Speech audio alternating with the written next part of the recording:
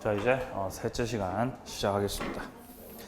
자, 460페이지 밑에 쪽 양괄호 3번에 저당권 등기가 원인 없이 불법 말소된 경우 보이세요? 460페이지 밑에 쪽 양괄호 3번이요. 자, 등기가 원인 없이 이렇게 불법 말소가 됐다는 건 이를테면 서류가 위조가 됐다는 뜻입니다. 서류를 위조해서 불법으로 저당권 등기를 말소시켰다는 거죠. 그랬을 때 저당권이 소멸하겠냐는 거죠. 일단 그에 대한 내용을 보기 앞서서 우리가 봤던 게 있죠.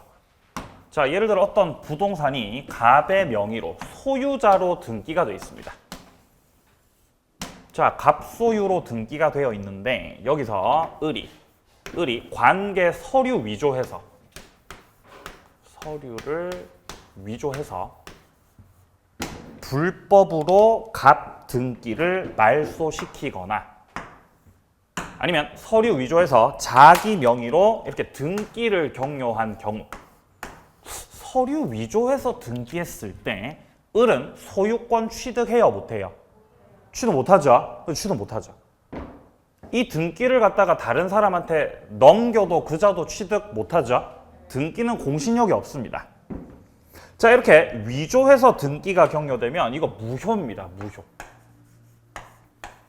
그럼 이 등기가 무효라는 건 물권이 변동되지 않는다는 것이고 을은 소유권 취득 못한다는 것이고 여전히 소유자가 누구라는 거예요? 저 갑이라는 거죠. 갑이 소유자가. 따라서 위조에 의해서 불법 말소가 돼도 갑은 소유권을 상실하는 거, 상실 안 하는 거. 상실 안 하는 거죠. 이거랑 같은 맥락으로 보시면 됩니다. 자, 그러니까 자, 갑이 소유자고 을의 명의로 저당권 등기가 되어 있어요. 자, 저당권자로 등기되어 있는데 이 채무자 갑이 서류 위조한 거죠. 이놈이 서류를 위조해가지고 을 명의의 저당권 등기를 불법으로 이거 말소시켰다는 거죠. 자, 이렇게 불법으로 말소됐다고 해도 물권은 변동되지 않고 같은 맥락에서 을은 저당권을 상실하는 거, 상실 안 하는 거, 안 한다는 거예요. 상실하지 않는다. 여전히 저당권을 가지고 있다는 겁니다. 네, 불법 말소되는 경우는 다 이렇습니다. 자, 그렇다는 건 이 등기라는 것은 등기라는 것은 물권의 효력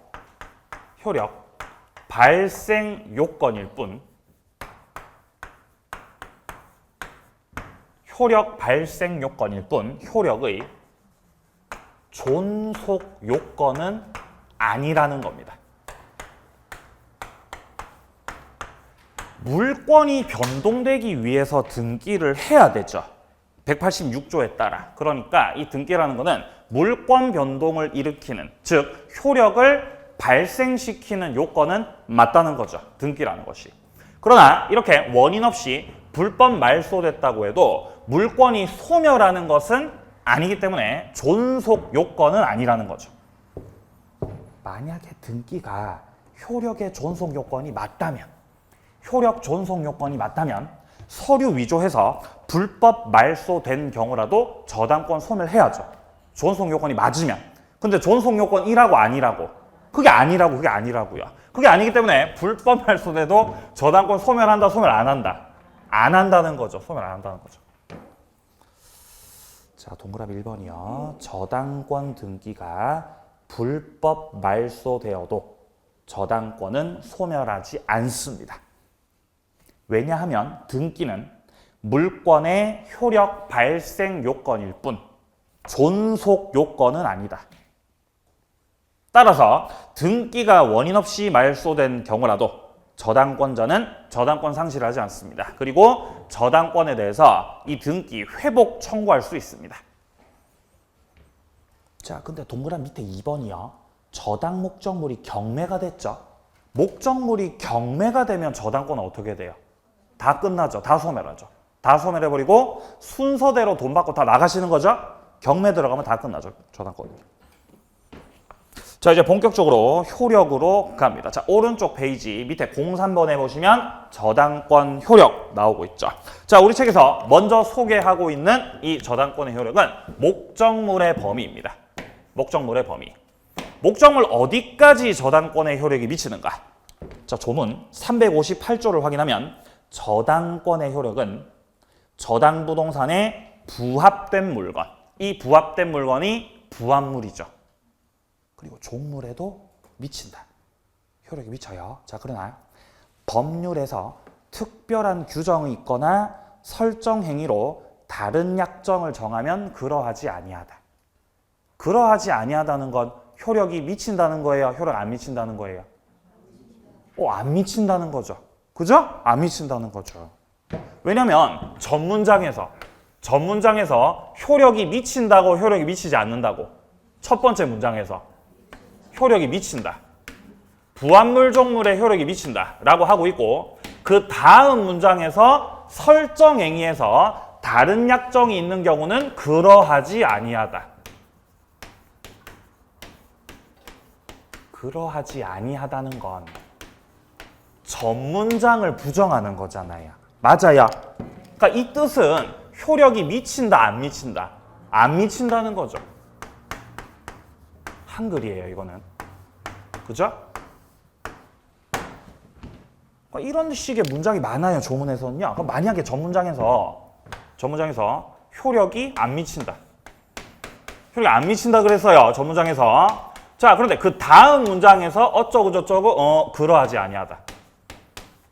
그러하지 아니하다고 하면 이때 그러하지 아니하다는 효력이 미치는 거 안 미치는 거? 이건 미치는 거죠. 미친다. 이 말이잖아요.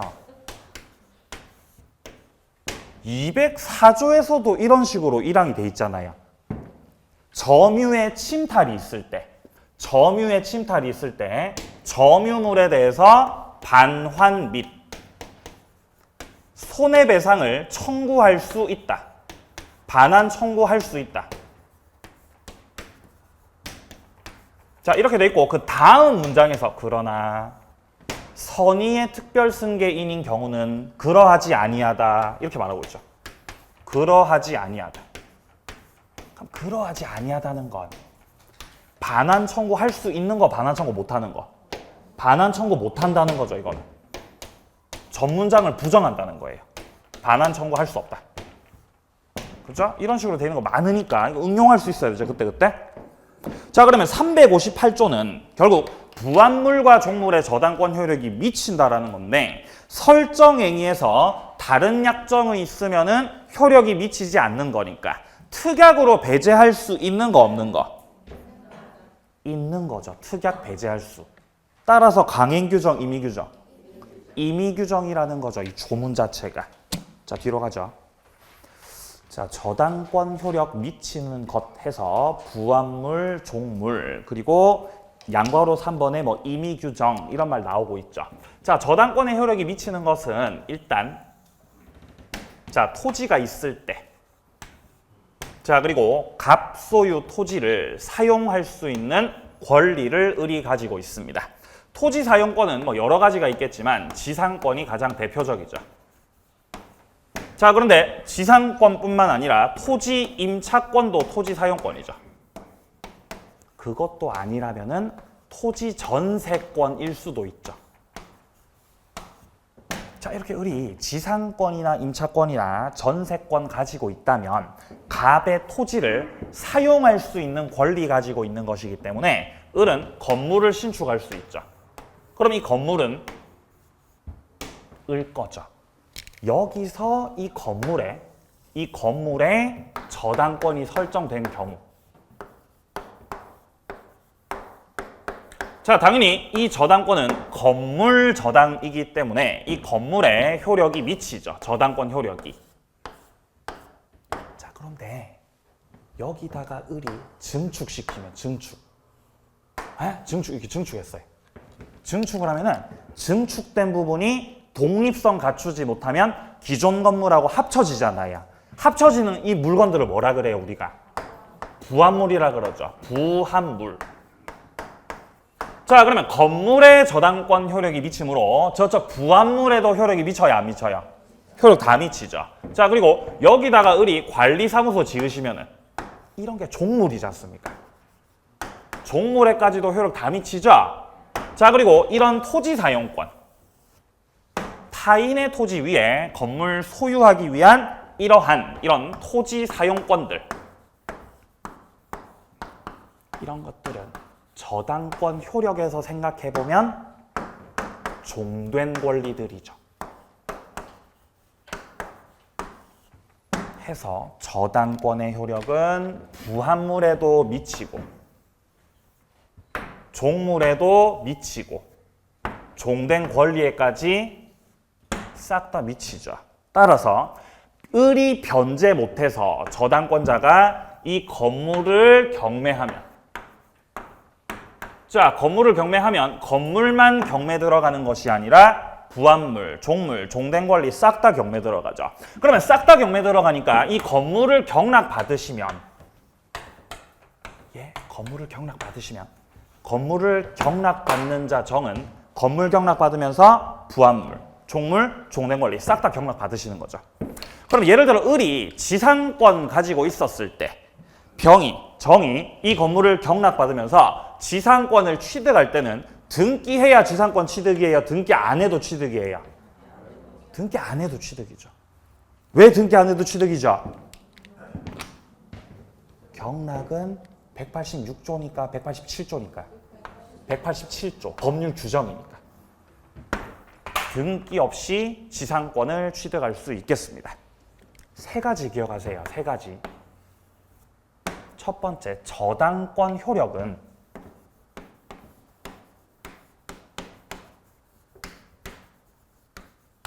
목적물 자체에만 효력이 미치는 것이 아니라 부합물에도 미치고 뿐만 아니라 종물에도 미치고 그리고 마지막으로 종된 권리에까지 저당권의 효력은 싹 다 미친다. 첫 번째 358조. 자, 그리고 두 번째입니다. 이 저당권 효력이 부합물, 종물, 종된 권리에 미치는 것은 저당권이 설정되기 전이든 설정된 후이든 전에 설치가 됐든 후에 설치가 됐든 그런 거 따지지 않죠. 설정 전후를 불문한다. 그리고 세 번째가 반전이죠. 아까 우리가 조문 속에서 확인했듯이 무슨 규정이다? 임의 규정이다. 임의 규정. 그러니까 특약을 통해서 저당권 효력이 미치지 않도록 정할 수 있다는 거죠. 임의 규정. 책 보죠. 자, 동그라미 1번부터 확인합니다. 부합물에서 동그라미 1번. 설정 전이 됐든 후가 됐든 따지지 않고 부합물에 효력이 미친다. 부합물이면 성립 시기를 불문하고 설정 전에 존재하던 부합물, 설정 후의 부합물이든 관계없이 효력은 미친다. 자, 그래서 그 뒷문장에서는 저당권 실행으로 부동산이 경매됐을 때 그 부합물이 있다면 그게 누구 것이든 가릴 것 없이 낙찰받은 사람, 경락인에게 소유권이 귀속된다. 자, 동그라미 2번입니다. 수목 나오고 있죠. 이 수목이라고 하는 것은 원칙적으로 토지에 뭐가 되는 거죠? 부합되는 거죠. 따라서 토지에 저당권이 설정됐다면 그 저당권 효력이 토지에만 미치는 것이 아니라 토지 위에 있는 어디까지 미친다는 거예요? 수목에도 미친다는 거죠. 왜냐하면 수목이 부합물이기 때문이에요. 과수원에 저당 설정했을 때 설정 전에 심어놓은 사과나무든 설정 후에 심어놓은 사과나무든 싹 다 효력 미친다. 그럼 과수원 경매 청구하면 사과나무도 다 경매된다는 겁니다. 자, 그리고 둘째입니다. 제3자가 권원 없이 남의 토지에 그냥 나무 갖다 심었죠. 이런 경우도 당연히 부합돼 버리는 거죠. 그러니까 토지가 경매에 들어가면 수목도 전부 다 경매되는 겁니다. 근데 수목이 토지에 부합되지 않으려면 어떻게 해야 되죠? 네? 부합되지 않으려면 예, 임목법에 따라 등기하시면 되죠. 아니면 뭐 하시면 돼요? 예, 맞죠. 명인방법이죠. 자, 그러니까 토지가 있고 토지가 이렇게 나무가 있어요. 나무가 토지 갑거예요. 토지 갑거. 나무를 심은 건 을. 자, 근데 을이 만약에 원인 없이 그냥 무단으로 나무를 식재했다면 무단 식재를 하셨다면은 이 토지에 갑의 토지에 저당권이 설정됐을 때 수목은 토지에 부합된 것이므로 이 저당권 효력은 토지에도 미치고 나무에도 미치고 안 미치고 다 미치죠. 부합됐으니까요. 부합됐으니까요. 자, 근데 만약에 이 나무가 을이요. 을이 무단으로 나무를 식재한 것이 아니라 지상권자로서 나무를 심었어요. 그럼 을이 권원을 가지고 나무를 심은 거지 않습니까? 그죠? 그러면 지상권자가 갑의 토지에 나무를 심은 거면 이런 경우는 부합이 돼요? 부합이 안 돼요? 부합이 안 돼요. 부합물 아니라는 거예요. 아니면 이 나무가 명인 방법을 갖췄다면 부합되지 않죠. 울타리 표말. 또한 임목법에 따라서 등기한 경우도 마찬가지죠. 이런 경우들은 부합되지 않는다라는 거죠. 그러면 부합되지 않으면 이 경우는 토지 저당권 효력이 수목에 미쳐요, 안 미쳐요? 안 미치는 거죠. 부합되지 않았으니까요. 자, 밑에 동그라미 3번이요. 주유소의 유류 저장 탱크. 주유소 밑에 탱크 있는 거 아세요? 주유소 밑에 탱크 있잖아요. 보셨어요? 못 보셨어요? 네. 거기 부합물이에요. 그래서 주유소를 저당 잡고 있으면 주유소 밑에 지하에 그 매립되어 있는 유류 저장 탱크까지도 다 효력이 미친다는 겁니다. 뭐 주유기 이런 데도 다 효력 다 미치겠죠? 자, 동그라미 4번입니다. 기존 건물에 증축 부분이 있는데 독립성이 없다는 거죠. 증축시켰는데 독립성 없다는 거는 합쳐진 거, 안 합쳐진 거? 합쳐진 거. 이게 부합물이죠. 그죠? 부합물이죠. 증축했는데 증축시킨 그 부분이 독립성이 없습니다. 자, 그러면 독립성이 없다는 건 기존 건물의 구성 부분이 된 겁니까? 안 된 겁니까? 된 거죠. 자, 그러면 이렇게 기존 건물의 구성 부분이 되었다라는 것은 증축된 부분이 부합물이라는 거죠. 부합물. 자, 그런데 증축했는데 증축된 부분이 독립성을 갖추고 있다. 이럴 수도 있죠. 그러면 구성 부분 된 거, 안 된 거? 안 된 거죠. 기존 건물에 구성 부분 되지 않았다. 이런 건 뭐라 그래요? 부속물이라 그러죠. 부속물. 자, 이런 경우는 효력이 미치지 않겠죠. 부속물은요. 자, 오른쪽 페이지 가서요. 양괄호 2번 확인합니다. 종물로서 분리 반출되지 않은 거. 자, 종물도 마찬가지입니다. 동그라미 1번에 나오듯이 저당권 설정 전에 설치된 것이든 설정 후에 설치된 것이든 따지지 않습니다. 효력은 다 미칩니다. 자, 그리고 동그라미 2번 확인합니다. 종된 권리. 종물 개념에서 종된 권리라고 하는 것이 있죠. 여기서 말하는 종된 권리는 바로 이 토지 사용권들 말하는 거예요. 지상권, 임차권, 전세권. 이런 토지 사용권들. 타인의 토지에 건물을 소유하려면은 토지 사용권이 있어야 되지 않겠습니까? 자, 그래서 이런 종된 권리들에도 저당권 효력은 다 미친다. 자, 추가하자면 만약에 이 건물이 집합 건물이라고 한다면은 대지 사용권이라는 게 있죠.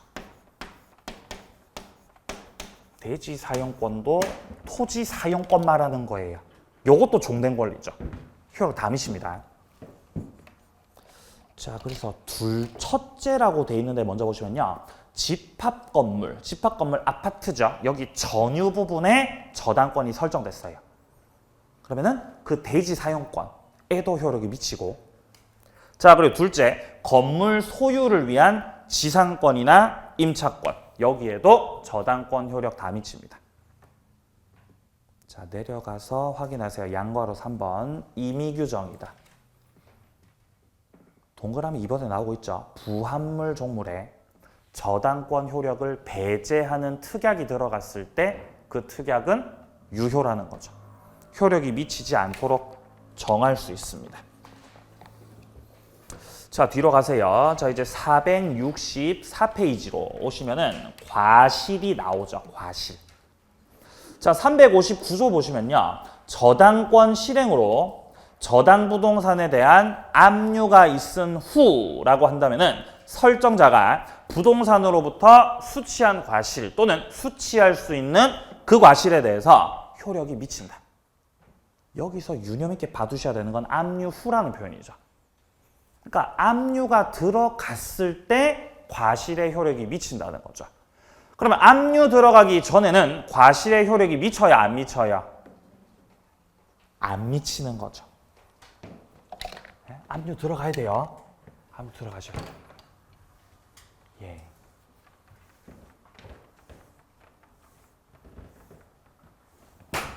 과실은 이거 생각하시면 돼요.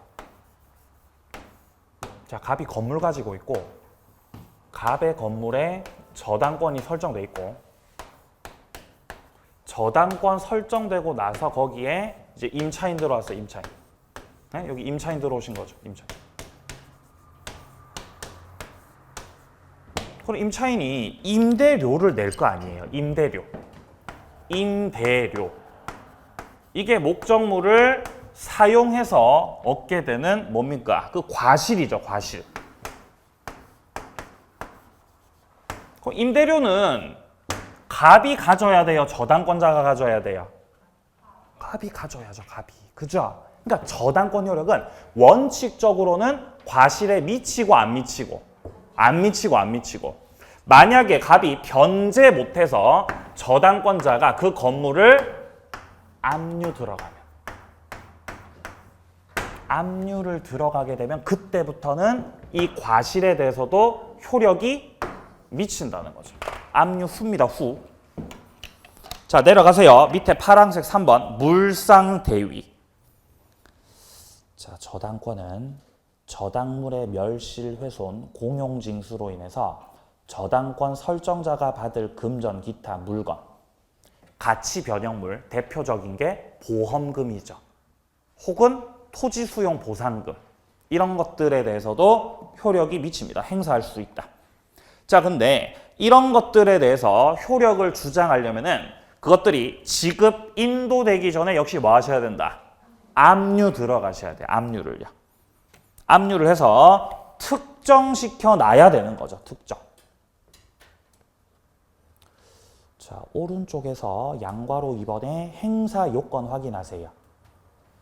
자, 첫 번째 목적물이 멸실, 훼손, 수용됨으로 인해서 가치 변형물이 있어야 됩니다. 가치 변형물 대표적인 게 보험금, 보상금, 이런 것들이 바로 가치 변형물입니다. 이런 가치 변형물이 존재하고 있고, 동그라미 2번에 이런 가치 변형물이 채무자에게 지급, 인도되기 전에 저당권자 재빨리 압류 들어가야 됩니다. 그래야 효력을 주장할 수 있죠. 자, 그런데 저당권자 스스로 반드시 압류해야 되는 건 아니죠. 제3자가 압류해도 문제 없습니다. 그게 니은이죠. 특정성을 유지하는 한 압류는 반드시 저당권자 자신에 의해서 행해질 것을 요하는 것은 아니다. 다른 자가 압류해도 땡큐죠.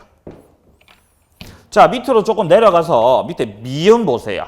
전세권 목적 저당권에 물상대위가 인정됨이라고 나와 있죠. 전세권 목적 저당권이라고 하면 갑소유 건물에 예를 들어 을이 전세권을 가지고 있고, 전세권을 목적으로 한 저당이라는 것은 이 저당권자가 뭐를 저당 잡고 있다는 거예요? 전세권 저당 잡고 있는 거죠. 네? 전세권을 저당 잡고 있다. 자, 그러면 저당권 효력이 이 전세권에 미치게 되는 건데 전세 기간이 만료가 되면 전세 기간이 만료가 되면 전세권이 소멸하죠. 그럼 전세권이 이렇게 소멸해버리면 저당권자가 더 이상 전세권에 대해서는 효력을 주장할 수 없는 거죠. 그러면은 이 전세권자가 설정자로부터 전세금을 받아낼 수 있는 반환 채권이 있죠.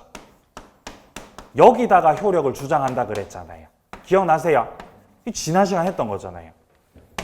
지난 시간 했죠, 그죠? 안 했나요?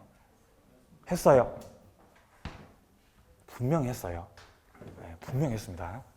저당권자가 원래는 전세권의 효력을 주장하고 있었지만 이제는 전세권이 끝났기 때문에 갑으로부터 전세금을 반환받을 수 있는 권리, 여기에 대해서 효력을 주장하는 거죠. 일단 효력 주장하려면 재빨리 전세금 뭐 하셔야 돼요? 압류 들어가야죠. 그리고 이것은 가치 변형물에 역시 효력을 주장하는 것이므로 이것도 일종의 물상대위라고 지금 책에 나와 있는 거예요. 이것도 물상대위다. 자, 그래서 저당권 대상이 된 전세권이 기간의 만료로 인해서 소멸했을 때 이 저당권자는 더 이상 전세권에 대해서는 효력 주장할 수 없다는 거예요. 끝났으니까. 자, 그러니까 전세금의 가름에서 존속하는 것으로 볼 수 있는 전세금 반환 채권, 여기에 대해서 물상대위, 압류 효력을 주장하는 것입니다. 자, 여기까지가 물건에 대한 저당권 효력이었고요. 다음 이제 뒤로 가시면 피담보 채권이 나오죠. 자, 피담보 채권 관련해 가지고는 360조 조문을 확인하시면 됩니다. 저당권은 원본, 원본이 원금이죠. 이자, 위약금, 그리고 채무 불이행으로 인한 손해배상 및 실행비용들, 이런 것들을 담보한다. 그러니까 피담보 채권이라는 개념 속에는 총 5가지가 들어가 있다는 거죠. 피담보 채권 속에는 원금이 들어가고 또 뭐가 들어가고 이자가 들어가고 손해배상액, 이게 이제 지연이자 말하는 거죠. 자, 그리고 위약금도 들어가고 마지막으로 경매를 실행할 때 들어가는 비용, 실행비용까지 다 포함되죠. 이 5가지를 피담보 채권을 통해 담보받을 수 있습니다. 자, 그런데 주의하셔야 될 건 이 지연이자만큼은 후순위 담보권자가 있을 때 원본 이행기일 경과하고 몇 년분에 한해서만 주장할 수 있어요? 1년분. 1년분에 한해서 주장 가능하죠, 지연이자는요. 자, 그래서 밑에 쪽에 양괄호 4번에 나오잖아요. 채무 불이행으로 인한 손해배상.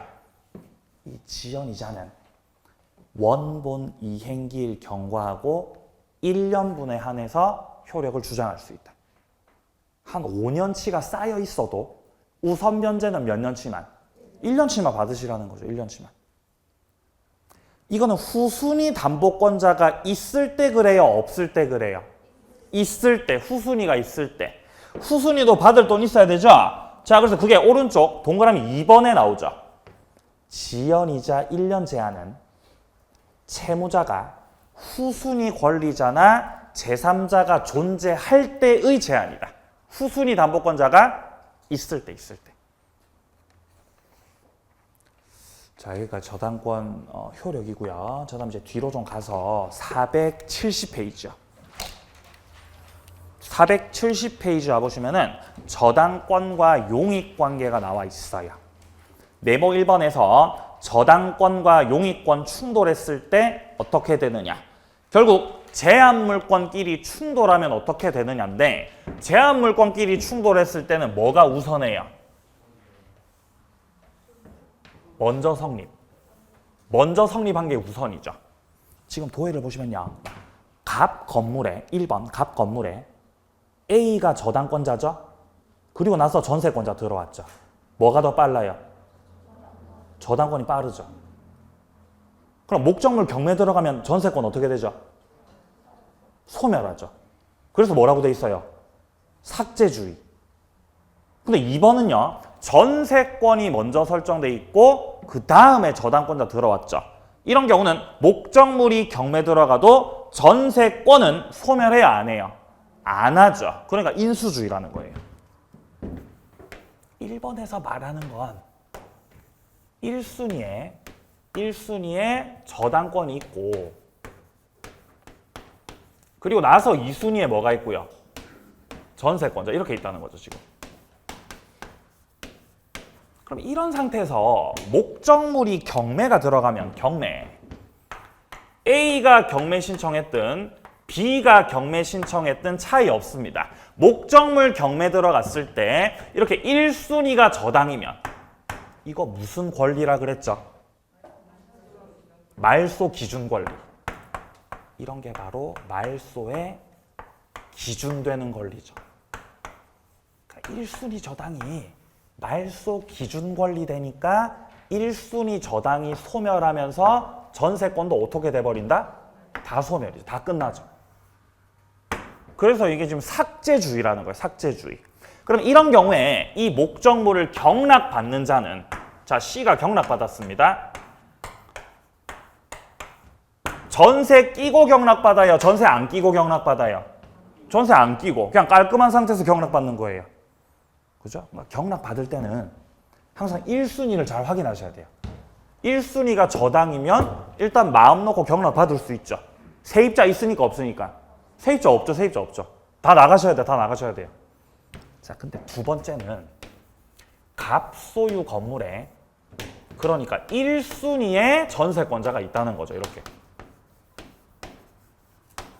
그리고 나서 저당권이 설정된 경우라는 거예요. 그리고 나서 저당권 이렇게. 자, 이런 상태면 1순위가 전세죠. 이때 만약에 저당권자가 경매를 신청하면 이렇게. 자, 이렇게 경매를 신청하면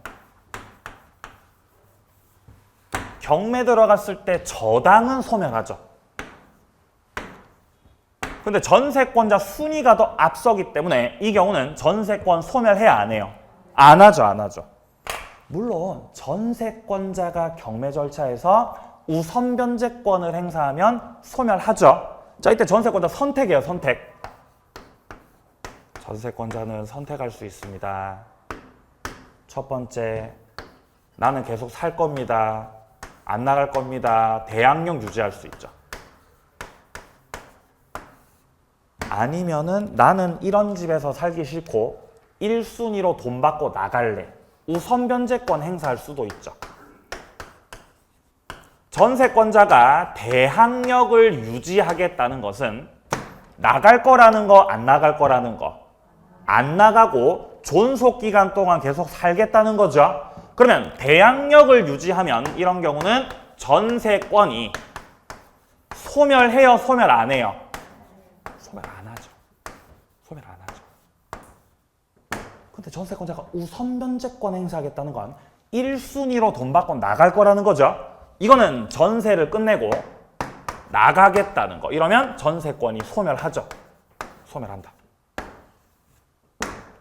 자, 그러면 우리 책에서는 지금 전세권자가 그냥 대항력 유지하는 이 상태를 말하고 있는 거예요. 그럼 이 경우는 전세권이 소멸하지 않기 때문에 이 목적물을 경락받은 자는 그냥 경락이에요? 전세 끼고 경락이에요? 전세 끼고 경락이죠, 이러면. 그래서 인수주의라고 하는 거예요. 전세를 인수하는 거죠, 인수. 자, 그래서 밑에 파란색 2번을 확인하세요.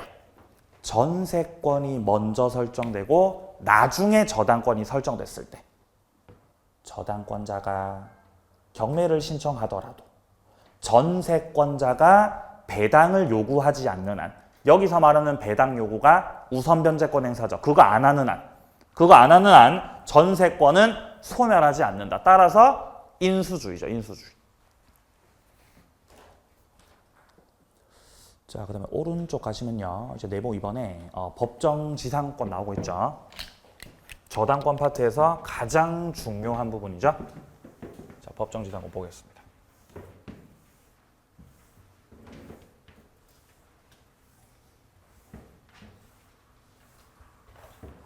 법정지상권이 우리 시험 범위에 포함되는 건 총 3가지죠. 3가지. 법정지상권 3가지. 자, 법정지상권 중에서 일단 가장 중요한 거. 법정지상권의 왕. 그게 바로 366조 법정지상권이죠. 이거. 얘가 왕이죠, 왕. 그죠?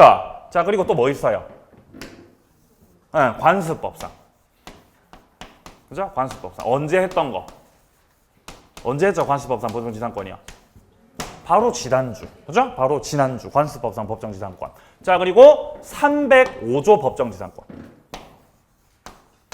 이렇게 3가지의 법정지상권이 우리 시험 범위에 포함되지만 어차피 305조는 쩔이기 때문에 무시하셔도 된다 그랬어요. 2가지만 잘 정리하시라고. 2가지만. 자, 관습법상 법정지상권 성립 요건 기억나세요? 첫 번째 성립 요건. 처분 당시 토지 건물이 동일인일 것. 자, 그리고 매매 기타 사유로 토지 건물 소유자 같았다가 달라져야 되죠. 자, 그리고 마지막으로 건물을 철거한다는 취지의 특약이 있으면 돼야 안 돼요? 있으면 안 된다는 거는 철거 특약 있으면 성립 안 한다는 거죠. 따라서 무슨 규정? 임의 규정. 임의 규정이죠. 임의 규정. 자, 그런데 366조 법정지상권은요. 강행 규정이에요. 이게 달라요. 강행 규정. 그리고 결국 법정지상권이기 때문에 요건만 갖췄다면은 등기 없이도 지상권 취득한다라는 점에서 공통점이 있지만 일단 그리고 토지 건물이 동일인이었다가 달라진다는 공통점도 있지만 관습법상 법정지상권은 어떤 사유로 달라지는 거예요? 매매 기타 사유죠. 매매 기타 사유. 이걸로 달라지는 거죠. 같았다가. 근데 366조 법정지상권은 달라지게 되는 사유가 저당권의 실행입니다. 저당권의 실행. 왜 이거를 저당권의 실행이라고 하냐면은 경매가 꼭 저당권자에 의해서 이루어지는 건 아니기 때문이에요. 뭐 전세권자도 경매할 수 있고 채권자도 강제 경매할 수 있고 할 수 있지 않습니까? 근데 그 많은 경매들 중에서도 딱 이렇게 저당권자가 경매 신청을 한 경우만 366조에 해당된다는 거죠. 만약에 뭐 강제 경매로 달라졌다. 그럼 관습법상이 되는 거죠. 다릅니다. 요건이요. 자, 조문 먼저 함께 보죠. 366조. 저당권 설정 당시에 토지 건물이 동일인 소유에 속했다가 저당물 경매로 인해서 토지와 지상 건물이 다른 소유자에게 속한 경우다. 이때 토지 소유자는 건물주에 대해서 지상권 설정을 해준 것으로 본다. 그러니까 지금 현재 문장에서 누가 지상권 취득하는 거예요? 토지 소유자가요? 건물 소유자가요? 건물 소유자가요. 자, 그리고 토지 건물이 달라지게 된 원인 자체가 첫째 줄 오른쪽에 나오는 저당물의 경매입니다. 그러니까 뭐가 실행됐다는 거죠? 저당권이 실행됐다는 거죠. 그로 인해 달라졌다는 거죠.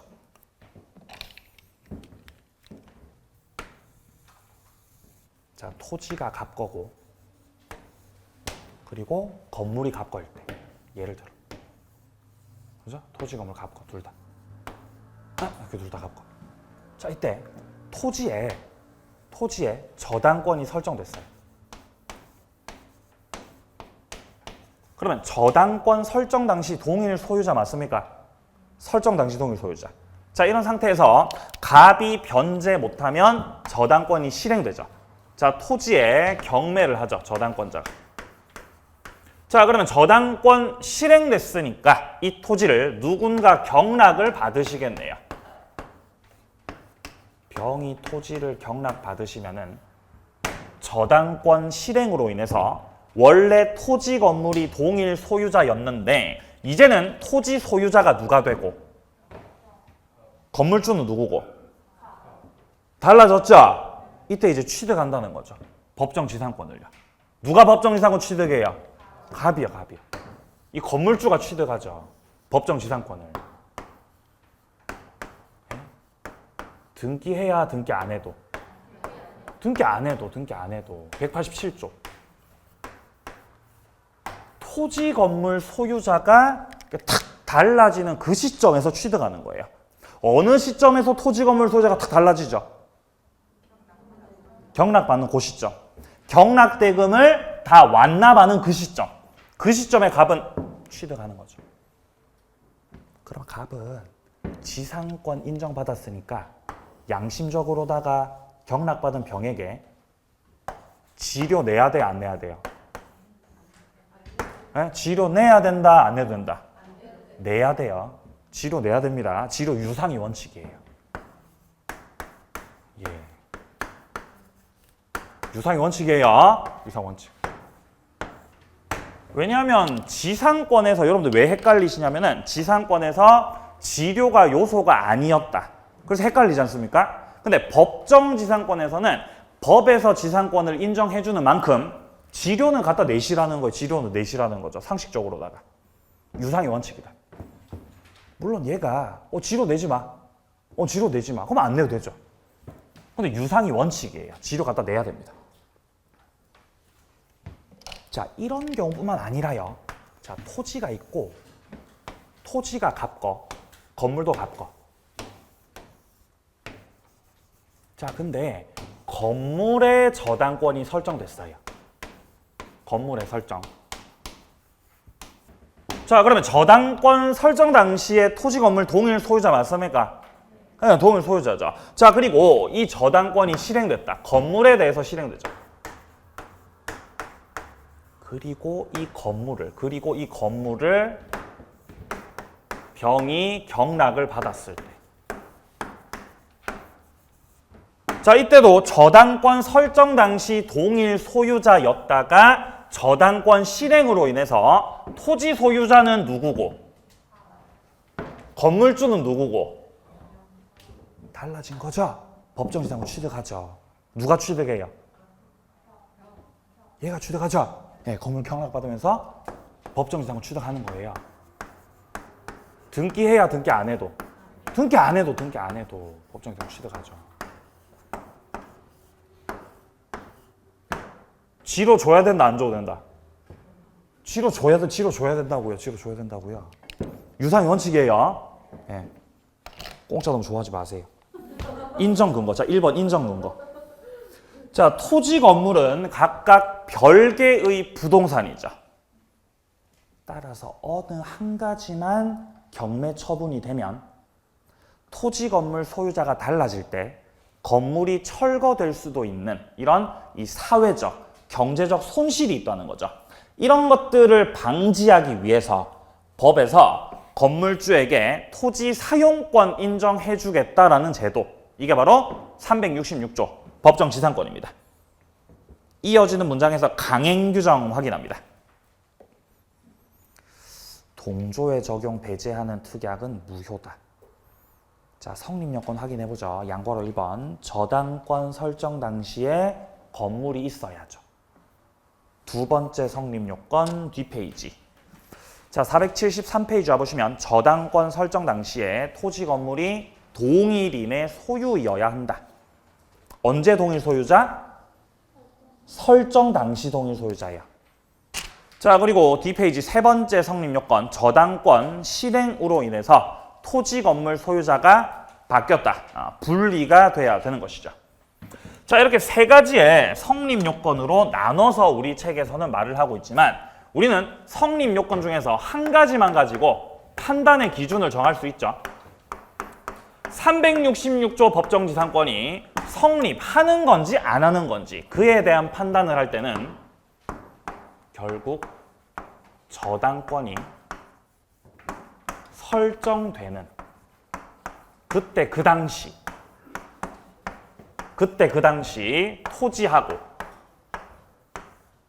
건물하고 동일 소유자. 그래야 법정지상권이 인정되죠. 이것만 알고 있으면 다 판단할 수 있죠.